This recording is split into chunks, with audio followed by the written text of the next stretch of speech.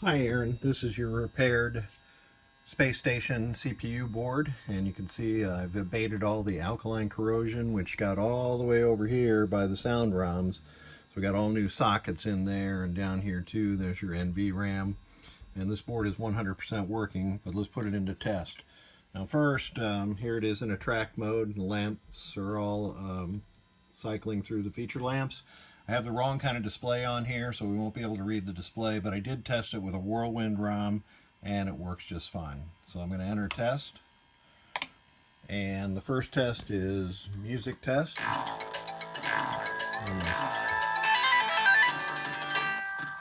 So I just cycled through all those. And the next test is display test. And you can see it's cycling through the display test. Again, it's the wrong display, but I did test it with Whirlwind. Next test is music test. Condition great. Roger, Liberty. Mission accomplished. So you can see that whole sound subsystem is working correctly. Now we're in lamp test, all working. Here's single lamp test, and I'll use my keyboard to cycle through this whole set.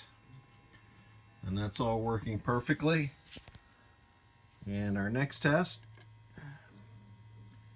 is solenoid test, and this is solenoid 3, 3C, 4A, 4C, 5, 6A, 6C, 7, 7C, 8, 8C,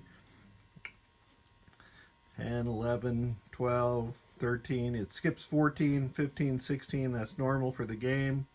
And those are the special solenoid circuits all being tested there. I can't ground those switch inputs for the special solenoids, and you'll see those 6 light up out of sequence, and those are all working properly too. The next test is switch test, and I'm just going to randomly select some switches, and every time a switch is pressed you hear the soundboard make a sound, and if we had the display on it'd be telling you which switch is pressed. Again, I did test that with the Whirlwind ROM, and it all works perfectly. So there you have it. Coils, switches, display, lamps, everything's working perfectly, including your soundboard. Thanks very much, Aaron.